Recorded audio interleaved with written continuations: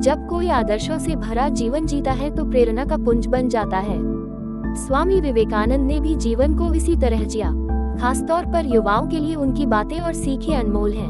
उनके बताए रास्ते पर चलकर न सिर्फ सफलता प्राप्त की जा सकती है बल्कि देश और दुनिया के प्रति अपने कर्तव्यों को निभाने की प्रेरणा भी विवेकानंद देते हैं। जानते हैं कि उनके जीवन से हमें क्या शिक्षा मिलती है। उन दिनों स्वामी विवेकानंद अमेरिका में एक महिला के यहाँ ठहरे हुए थे, जहाँ अपना खाना वे खुद बनाते थे। एक दिन वे भोजन करने जा रहे थे कि कुछ भूखे बच्चे पास आकर खड़े हो गए। स्वामी विवेकानंद ने अपनी सारी रोटियां उन बच्चों में बांट दी। यह देख महिला ने उनसे पूछा, आपने सारी रोटियां उन बच्चों को दे डाली, अब आप क्या खाएंगे? उन्होंने मुस्कुराकर जवाब दिया, रोटी तो पेट की ज्वाला शांत करने वाली चीज है। इस पेट में न सही, उस पेट में ही सही। देने का आनंद पाने के आनंद से बड़ा होता है। एक बार बनारस में एक मंदिर से निकलते हुए विवेकानंद को बहुत सारे बंदरों ने घेर लिया। वे खुद को बचाने के लिए भागने लगे, लेकिन बंदर उनका पीछा नहीं छोड़ रहे थे।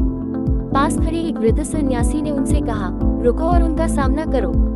विवेकानंद तुरंत पलटे और बंदरों की तरफ बढ़ने लगे।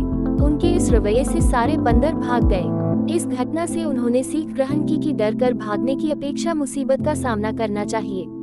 कई सालों बाद उन्होंने एक संबोधन में कहा भी, यदि कभी कोई चीज तुम्हें डराए तो उससे भागो मत, पलटो और सामना करो। सादा जीवन जीने के पक्षधर थे स्वामी विवेकानंद। वह भौतिक साधनों से दूर रहने की सीख दूसरों को दिया करते थे।